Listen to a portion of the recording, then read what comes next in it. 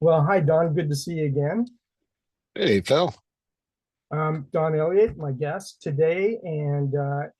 We talked about some of your challenging experiences you've had as a business owner.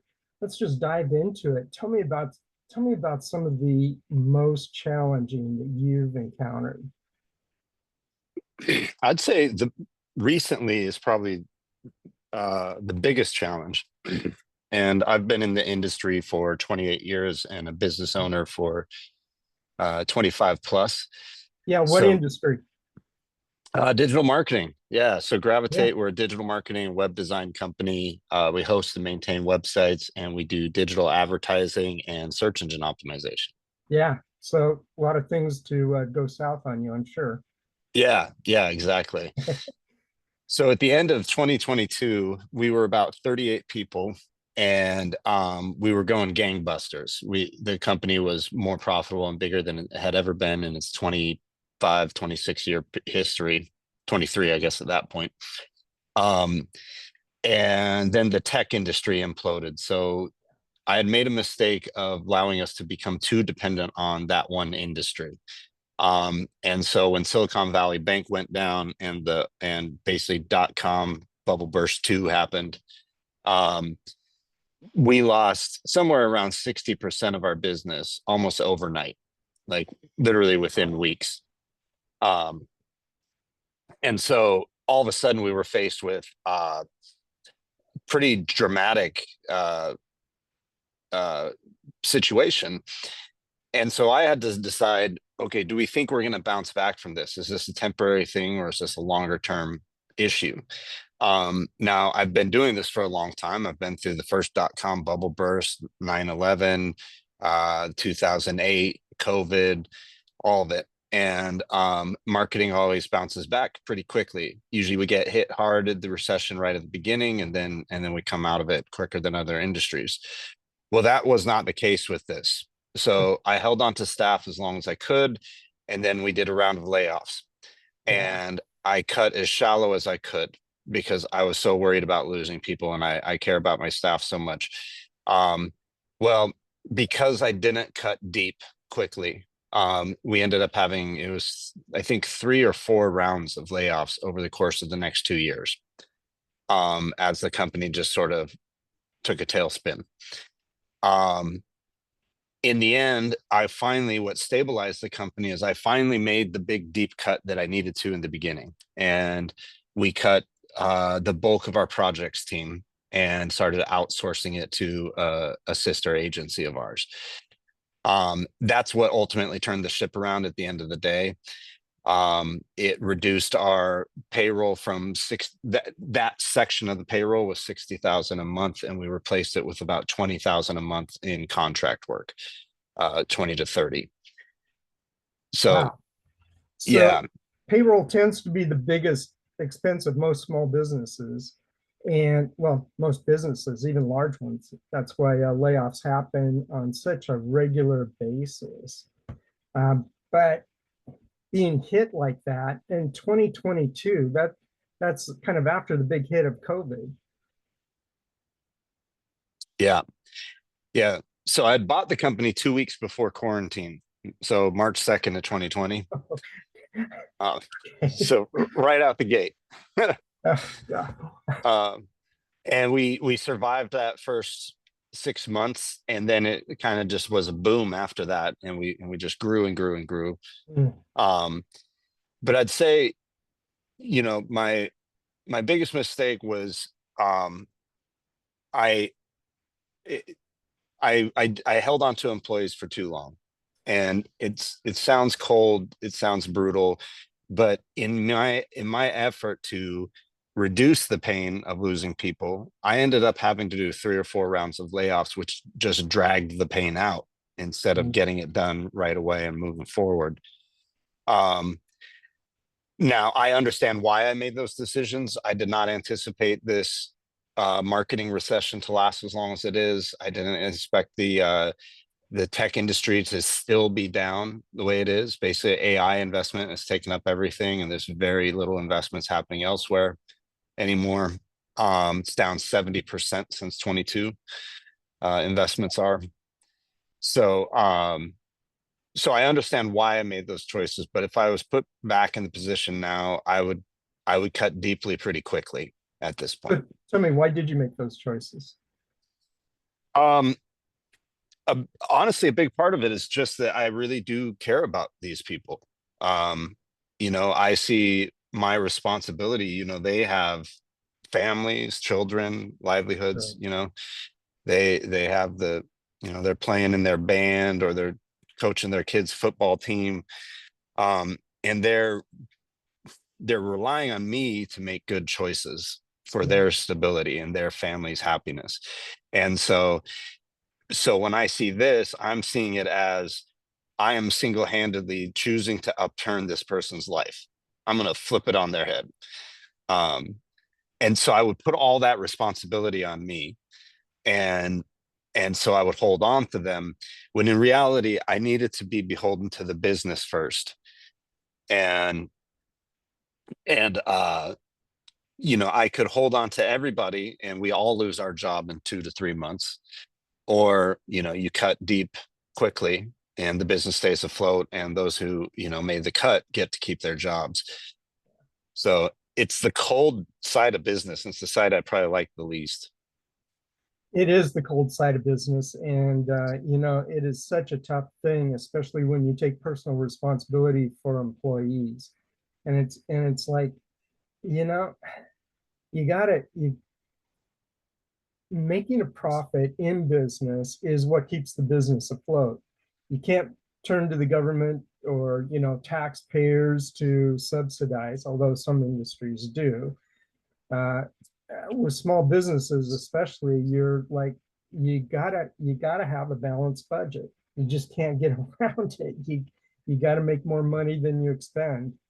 And when things go south on you, I've been through that many times myself, not quite as extensive or the deep cut that you have.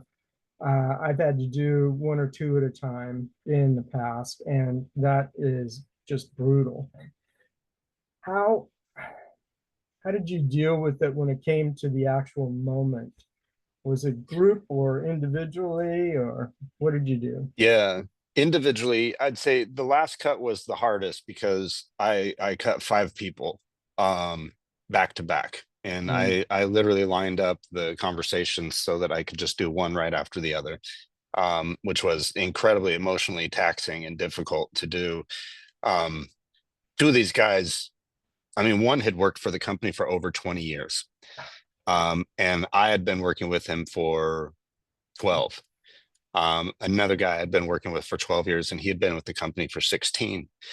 Um, so it was brutal, but I just approached it as this has got to be done. So let's just get it done. And explain the situation to them. They all kind of knew it was coming because I'm real transparent in the business in general. So people know where finances are and stuff, and they saw that there was just no work for them. yeah, So that's a big you know, deal. The transparency. That is a yeah. really big deal rather than springing it on people and it's a big surprise. Um, Tell me about the transparency. What did you do? What was transparent about what you did? Well, we have a company scorecard that we keep. Hmm. And that includes all this financial data, how much money was in the bank at the end of last month, what was our expenses. Um, and there's a chart that shows all these different metrics, how they're performing. So so people have a lot of visibility into our financial health. And so by doing that, they also take a sense of ownership with it. As soon as you have that transparency, they feel responsible. They see the parts that they can affect, and they feel responsible and want to affect those things. So Yeah. it's generated, our employee retention is undeservedly high. Um, so, and I think Probably a big part of that deservedly. is, well, I do hear from the staff often that a big part of it is the transparency. They trust me because I show them, I don't hide from them. Yeah. Yeah. A lot of big companies, a lot of managers, management teams do hide. And, it's interesting because I was doing I had a period of time bought into a franchise 2 months before COVID hit. Good timing. And um, ended up closing that because just couldn't keep it going through it eventually just outweighed. Anyway, one of the big things we did when we had some vibrant business going was to build transparency, exactly the transparency you're talking about, and the importance, how it affected the team was just amazing. People would take, like you said, personal responsibility for that, for the success of the whole company. And here's one of the things that I found really interesting. Before the company did the transparency, um, there was always management always the owners always felt like they were a step behind. It's like, how come I have to keep pushing everybody to do the best they can do, and why aren't they stepping up? Why aren't they stepping up is a big question that I get asked a lot coming in to work with companies and people. And it's because I believe it's because of that exact thing, Don, you were talking about, that transparency issue, that big thing. It's just, it flips everything, turns everything and turns the takes a lot of the responsibility off solely the owner, solely the manager, and puts it on the whole team to pull together as a team. And what it did was amazing. So how did, Yeah. so yeah, you have something to add? Yeah. I think I think trust is really important when it Mhm. comes to leadership and just productivity. And by being transparent, you're demonstrating demonstrating trust to them. You're showing them, I trust you with this information. I trust you to be vulnerable enough for me to be vulnerable enough to, because in revealing and being transparent, I'm also setting it up where if I make a mistake, it's revealed. They get to see my mistakes. And Um, what does that yeah, do? What, I mean, isn't that kind of embarrassing? I I kind of have learned to love it. Um, because Okay, that's an unusual response. yeah, yeah, no, it's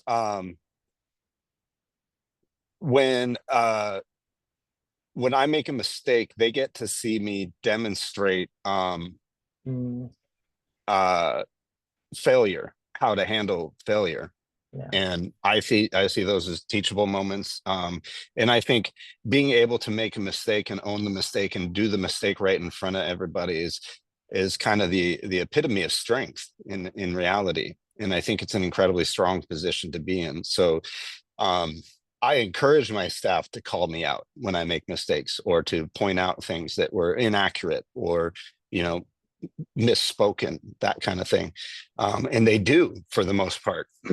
And I love it because the trust we have in each other on on the staff on a peer-to-peer level is just incredibly strong.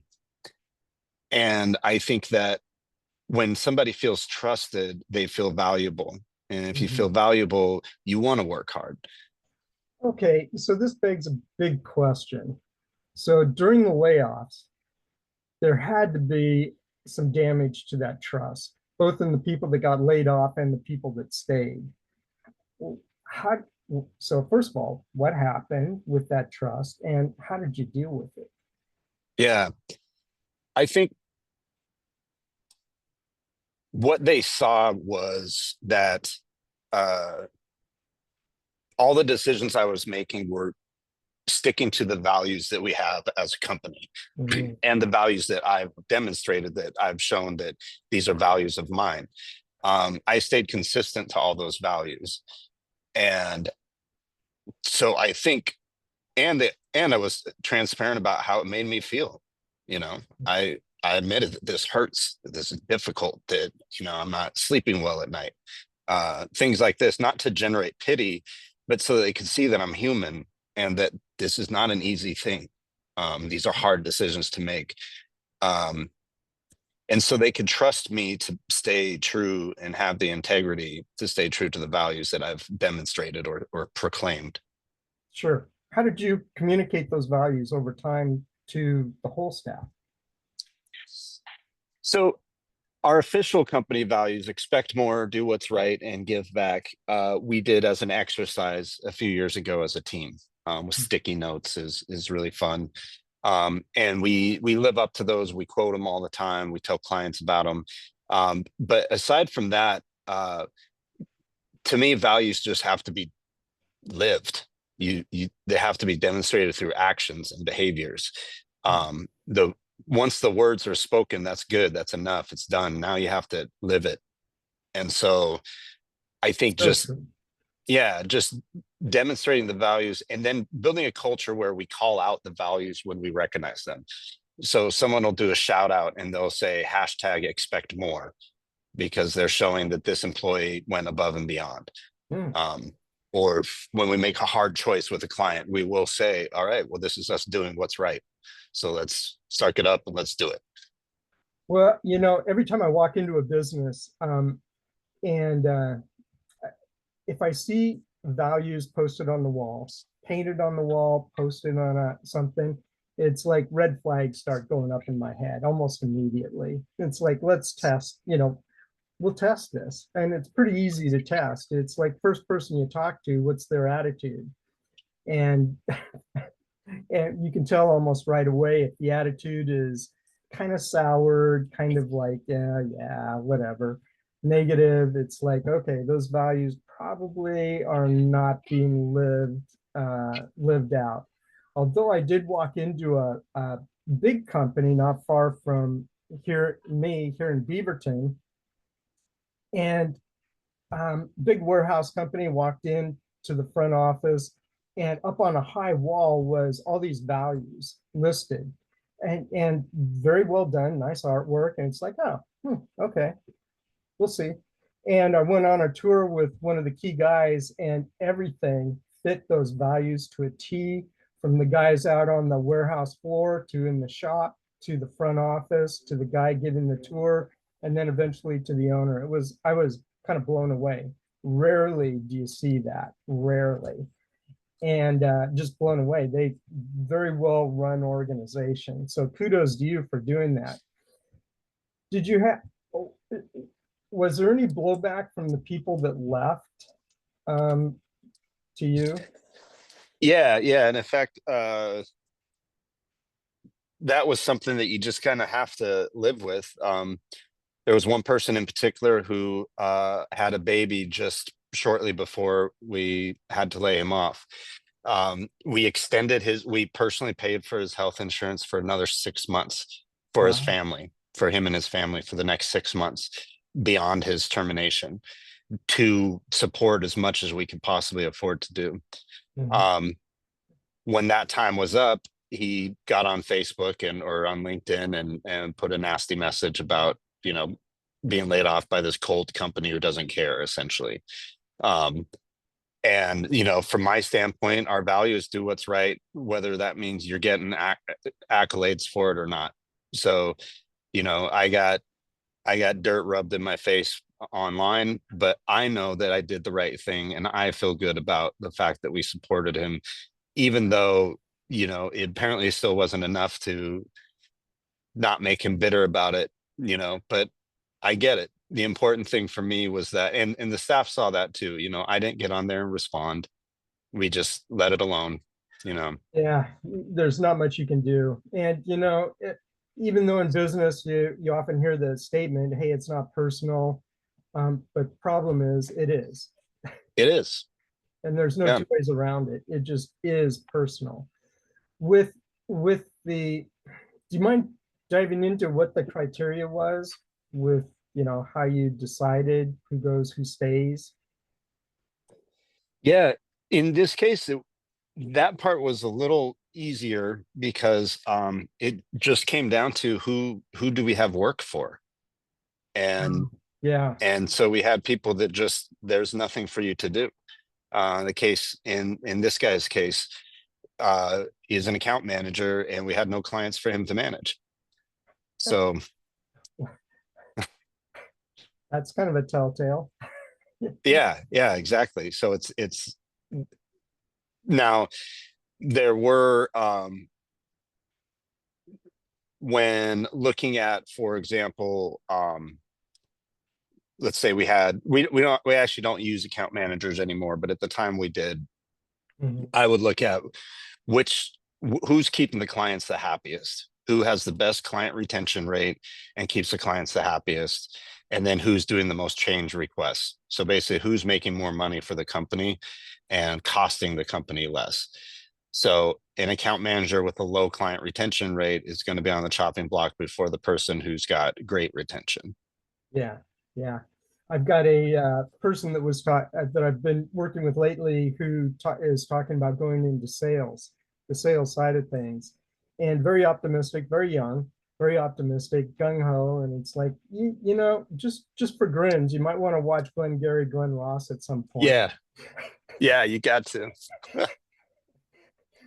Just because, you know, when it's all commission, who's the highest paid person in a company often is Yeah, top sales guy, more than the executives often, especially in the bigger company, even mid-sized, small companies. Sometimes that's the case, but it can be brutal too. And yeah. account management is the next step behind. Um, very close. Yeah. So, do you have any, you know, in working with customers, tell me about some of the strange issues that you deal with, especially as you're going through this transition from the old style to with AI, you know, kind of running rampant in the wild west of AI right now. What's happening there? Well, boy, I think one thing that I'm seeing is that while AI is advanced and it kind of came out swinging, at least ChatGPT did, caught everybody off guard. It's not as advanced as people think, Hmm. and so we're seeing a lot of people trying to do DIY stuff, including medium and large size businesses, um, where they think, oh, well, AI is just going to be able to build this website for me, and technically it can, but you have no critical thinking and no strategic thinking from AI. It's going to do is recognize patterns and try to regurgitate patterns. So the Apple recently released a report kind of debunking the how advanced AI really is. They have what's called large reasoning models now, LRMs, and the idea is to get AI to be a reasoning, thinking thing instead of just a regurgitator. And so Apple put 4 different games, real simple games in front of them. And these games, every piece that you would add to the board, so to speak, would increase the complexity of the game, potentially exponentially. However, the formula for making it work, the reasoning for making it work is the same at the simple level of the game and the advanced Yeah, level of the game. yeah, So what happened was AI, if it's reasoning, it should be able to figure that out. Instead, what happened is it would crash, it would tank, the more complex it got, the worse it got. Um, because it was just trying to recognize patterns. It couldn't think, it couldn't reason. right. You know, it's interesting. Just in playing around with AI, a little bit I've been doing is that it comes back with certain patterns of responses that just keep repeating, just simply keep repeating, regardless of the topic or question. And it's a style that it's fallen into, and and even the voice recordings that we get sometimes with, you know, it's like that has got to be AI, because there's just a pattern to it that just sounds too, it's almost like it sounds too perfect or canned and Yeah, competitive. Um, this will be interesting as it flows through. What kind of like with you, I'd like to dive into the people side of things a little bit more with this. And I don't know if you want to go into your other business at all, or if you want to stay with Gravitate. sure. All right. Do you have, I would imagine you'd have some interesting things on the other side, the other business too. Um, you Mhm. ready to go there? Sure. Yeah. Okay. Okay. Did we did we finish off the AI thing well enough I before we think move? so. Yeah, yeah, I think so too. Anyway, let's go to the other one. So All right. tell me poor choices, good choice of name. What the heck you got going there? Yeah, yeah. So Poor Choices, we opened January 11th. It's a tap house, and it's about a block away from my house, from where I'm sitting right now. Block and a half. Uh, it was a pub called Doomsday beforehand, a brewery, and a group of Oh, regulars had built up around there. And when we saw that the owners were wanting out, I approached them about buying it, and so we ended up buying it, and renamed it to Poor Choices, POUR. And it's the neighborhood pub, and I love it. And it's interesting to me because we're doing really well, and even with doing as well as we are, uh, this will make in 1 year gross what my company Gravitate does in 2 to 3 weeks. So financially, they're just hugely different. yeah. In addition to that, Poor Choices we have multiple owners. So even if we do make a good amount of money, it's still going to be split multiple ways. So So, Poor Choices is not a moneymaker well, for me. that sounds like a poor, kind Sounds of a like a poor poor choice. choice. Yeah. So, Yeah. what drove you to do that? So it's a passion project. Oh, I'm really big into the community. I really love where we live. Um, and it's pretty special group of people is built up around there, neighborhood folks, and I wanted to preserve that. So I gathered some folks together and we went in on it. And so what's interesting to me about, I compare them financially, the two companies, if I want to, but with the pub, even though it's a fraction, it'll never come close to making what my other company makes. I'll stand across the street at night and look in the windows and see all the people moving about, all the friendships being made, people laughing, all this. And it's somehow as satisfying or even more satisfying than doing a $200,000 website, because it's very real. It's not abstract like a website or like a chart is, you Right. know. Yeah, So in high tech is abstract. That's a good way to put it. It's like you're so far removed from it. It feels like at times. I spent my career in high tech, and it's quite amazing how removed it is. yeah. So there's tell me about some of the more interesting situations you've encountered at Poor Choices. Um, well, one thing that was interesting to me that were the parallels between the two companies because they're so different. But at Poor Choices, it is about the experience. I say we don't sell beer, we sell an experience. Beer just happens to be a part of it. And that experience really centers around sitting at the actual bar and interacting with the bartender. And so our bartender really is the face of the company, and really is the actual experience that people get is the bartender and choosing the right person behind there. And it's the same with Gravitate. What I tell the staff is that you can have a really crappy customer experience and a great product, and you'll lose the client, or you can have a mediocre product and a great customer experience, and you'll keep the client. So let's have a great product and a great customer experience, but customer experience is number one above all else. Um, and That's so, interesting. so in both scenarios, it comes down to the person who's interacting with the customer on a regular basis. It comes down to that relationship. Oh, and in Gravitate, it's the account manager. Yeah, Eh, no, wait a sec. You said you don't have account managers now. How do you yeah. do that?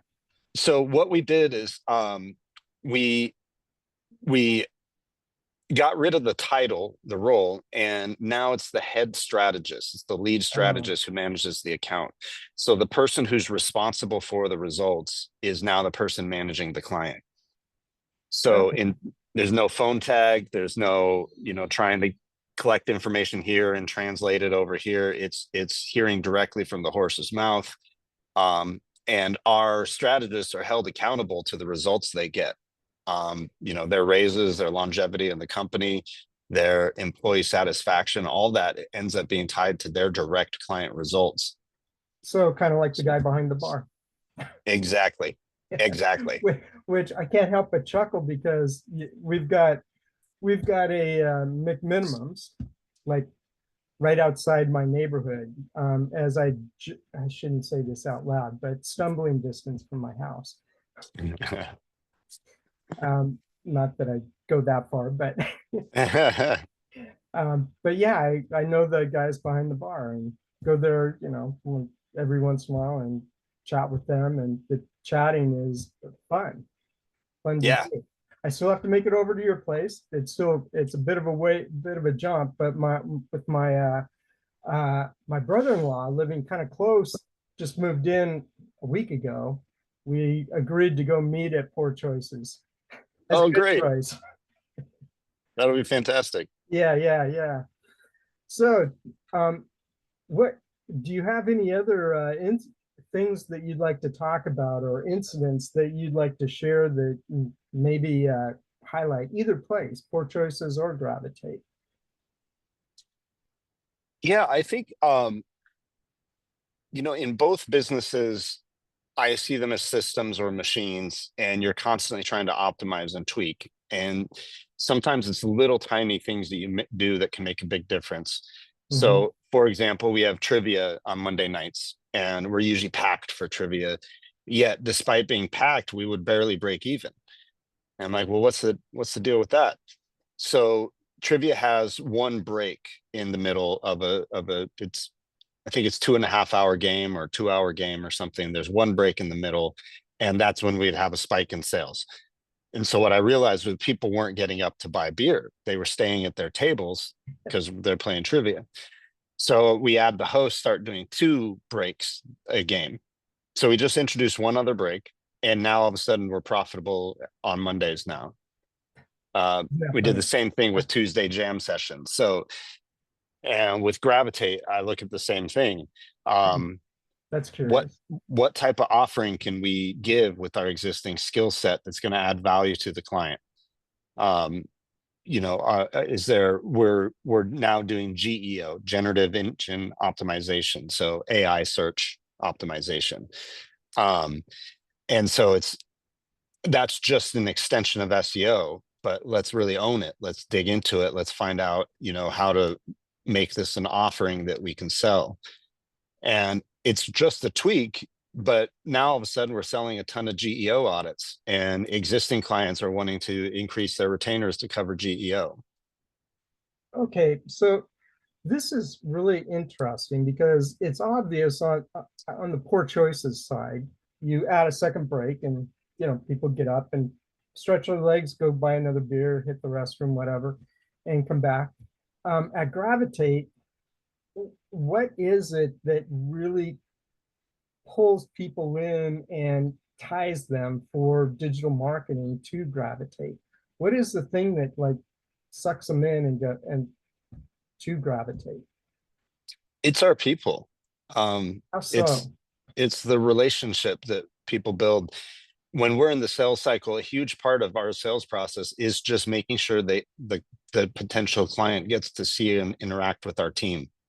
Okay, Um, so there's interaction, and then there's bugging people, calling them all the time, and so right. I mean, yeah, what is the interaction like? Because in a pub, you're sitting right there, and you're at the bar. You're maybe eating a burger and having a beer, and they're quiet for a while, and then you chat for a minute, and then quiet, and maybe get a big conversation going. Then they have to leave and go do something else. How you don't have the proximity with Gravitate? How do you how do you get that engagement that is comfortable and flows? I think a big part of it is bringing ideas. The client needs to feel you having the momentum even more Mhm. than they do. What I say to our team is that you're in the right position when, if the client has an idea, their second thought is, what do you think about it? So Rachel is one of our senior strategists. Her client Ubuntu has a thought about, what if we do this? Immediately, the next thought is, well, I wonder what Rachel thinks about that. And that's a strong relationship. And that happens because Rachel's bringing ideas to the table on a regular basis. That's She's huge right there. constantly pushing. Yep. That is the game changer right there, bringing ideas. Now, okay, there's different ways to bring ideas. It's like, I'm enough with the ideas, enough. I've got too much on my plate. I mean, I can hear business owners saying stuff like that too. So what's special about the ideas that Rachel brings versus somebody who is like, too much? I think we focus a lot on tactics and practical things. So when we do bring ideas, they're not generally, occasionally there's a big earth-shaking idea, but for the most part, these ideas are, how do we take what we've got and make it better? Or what new thing came out that we needed, what new threat or opportunity came out that we need to tackle. And here's a practical solution-based thing on it versus a pie in the sky idea. If Okay. that makes sense. Yes, it totally makes sense. And then how do you demonstrate that? How do you, because, you know, in a brew pub, the feedback is immediate. Yeah. I guess it's not a brew pub, but a pub, it's the feedback is immediate. In marketing, it's not necessarily immediate. It could take, I don't know, days, weeks, months to get the feedback and see how practical it really was. How do you deal with that? Um, I think it's really about careful communication Hmm. and setting expectations really clearly and really explicitly from the beginning. Um, I like to have our folks only bring, you only, in a conversation, you want to make a point, only make 1 or 2 points, and preferably only one, and then have the client interact and respond. Like, bring things in simple, easily digestible ways. And that builds trust because the client doesn't feel like, well, why are they, you're bringing all these acronyms and 17 different ideas and you're not pausing in your speech. And, you know, so simplifying things, distilling it down to just what matters the most, stripping out words that aren't necessary, um, Hmm. and then follow through, of course. Yeah. Follow through. Yeah, that is big. I love the way you said it so simply. Keep it simple, one idea, maybe two, and make it very practical. Is there like a time limit that you are looking for these ideas that customers see, an effect, a result? It's not like a blanket one. It kind of just depends on every individual scenario, really, Yeah. I Okay. think. Okay. Yeah. So when things go well, they go well. When things go south in that process, what happens? Um, I think it's just, part of doing what's right is owning up to things that don't go well, whether those are actual mistakes or just an idea that didn't pan out, but owning it quickly, um, and being, again, transparent about it. Okay, so here's what's the idea. We ran with it. It didn't work. And these are the reasons we think it didn't work. And now here's what we're going to do next. So we always pair anything we're doing with our next action item. There's always got to be an action item tied to it. So the Yeah. client knows we're moving forward no matter what. Yeah. Um, Sometimes it comes, we have a client that is trying to, it's a UK based company. They've got a shower product and they're trying to break into the US market. The rub we're having, there's a couple. One is the cost is 10 times the competitors. Mm. So not double, not triple, but 10 times the cost of the next competitor. Yeah, So that's ticket there's, material. yeah. So that's the first hurdle. Um, Now we did get to have them throw in some guarantees and then run some specials to get the price down a little bit. But the other big hurdle was they didn't have US sizing. And their standpoint was, well, when you have somebody install it, it's just a basic remodel. We do it in Ireland and Scotland and the UK all the time. It's no big deal. And our point to them was, in the US, when you hear bathroom remodel, you hear $20,000 minimum. And so as soon as I send this shower to my contractor and they say, well, these aren't US sizes. We're going to have to move the drain. We're going to have to adjust this and all that. They go, oh, no, no, I don't want anything to do with it. So we had to convince them to actually change their product and produce US sized product. Interesting.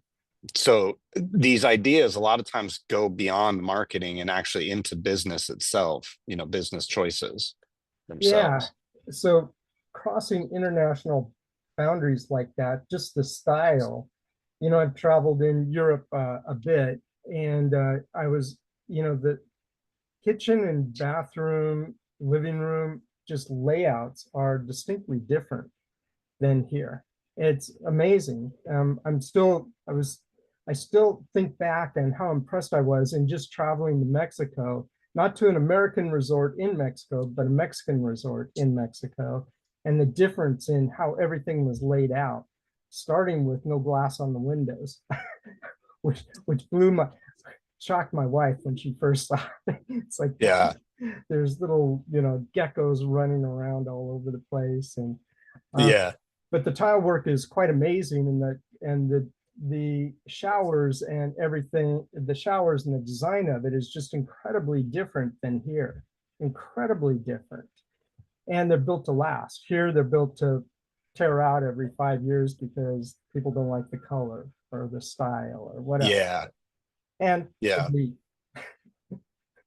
which I early, before I went to school and got into high tech, I had a little construction company, and I did showers, bathrooms, kitchens, stuff like that. And I became quite adept at doing it. And I still do it for family and friends. Don't tell them, occasionally. And I try to do the old style that, the house, something comes and destroys the house, the shower will still be there. Nice. Yeah. So I get the difference in approaches with this. How do you overcome the cost difference? Like, okay, you convince them that they've got to change product. They're still going to incur a cost, and they've got a choice to make between the cost of changing their product or the cost of you. There's a cost trade-off that they've got to go through and make. How did you approach that, or how are you approaching that? Yeah, it's what separates these guys from the competition is their anti-slip technology is patented and like truly dramatically better than the competition.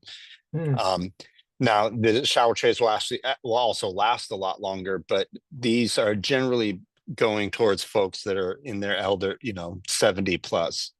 And so for them, a 50-year warranty is like, well, I'm not going to be here anyways. So Right. there's not a huge value sell there. Um, but the fact that you're not going to fall on this, you're not going to break your hip.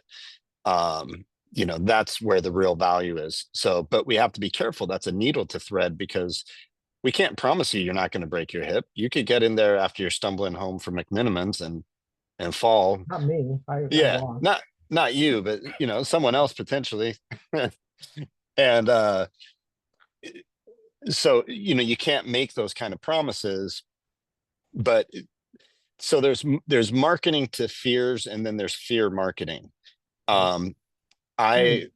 Marketing to fears is a really common thing, and there's nothing wrong with it. And in this case, that's basically what we're doing. Like the fear of falling, this can take away that fear. So we're marketing to a fear. Fear marketing would be where we're trying to instill fear where maybe there wasn't before. So instead of saying, and this may sound subtly different, but there is a difference to me. Instead of saying, with our anti-slip technology, you don't have to be afraid of falling anymore. Fear marketing would say 78% of men over the age of 75 break their hips in their showers. And the cost of breaking a hip is, $23,000. And here's a picture of somebody whose hip wasn't repaired correctly and they can't walk straight now. And so that's where you're instilling fear in somebody versus just addressing a fear that already exists. Right. Interesting. is ha- have you progressed on that, or is that still in progress? The Still in progress, and we've definitely seen some better results, but it's been a really difficult nut to crack, and it really just comes down to this price point. Yeah. And it's incredibly difficult to get people past that. How is it working with the UK guys? Oh, we love them. They're great, fantastic company, really great guys. And I love it because one of our point of contacts is Irish and the other one's Scottish. And I get to hear them go back and forth. And that's pretty Oh, fun. there's a little bit of rivalry there. Yeah, probably.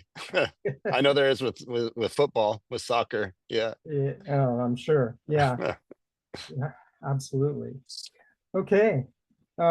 Hey, how do you want to wrap up? Do you want to do a little commercial for Gravitate and Poor Choices? Sure. Yeah. Why don't you start with Poor Choices? Let's All hear it. right. Well, Poor Choices were located right in Uptown Village of Vancouver, Vancouver, 1919. Washington, that is. Yeah, Vancouver, Washington, the original, at 1919 Main Street. And we are the neighborhood pub. We've got 15 taps on 15 taps. And then we do trivia on Mondays. We have music jam session on Tuesdays, open mic comedy on Thursdays, live music on Fridays, karaoke on Saturdays, and brunch Saturday and Sunday too. We have a Cajun brunch now, where the Oh, Cajun food cart does biscuits and gravy and alligator breakfast sandwiches, and which were fantastic. they So they taste like yeah, chicken. it's a sausage. She makes alligator sausage patties. Oh, wow. So yeah, they're really good. So yeah, it's a great place. One of our folks say that you come there to meet your new old friends, Hey, which you're, I think oh, is that's pretty cool. cool. Yeah.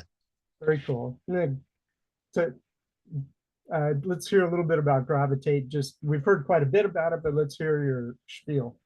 Yeah. So we are a digital marketing and web design company. So we help customers find you online. Over 90% of all purchase decisions, whether they're in person or virtual, are ultimately are validated or go through a website. So your website is not a brochure. That's how people tend to think of it. It should be a salesperson. It should speak to the right people in their words, in their language at the right time. And it should adapt dynamically to be able to do that versus just a wall of text displaying information. Yeah. So that's what we do is we help connect your users, your potential customers, and we guide them along a journey where they ultimately decide to go with you. So So that's us. who's a perfect customer for Gravitate?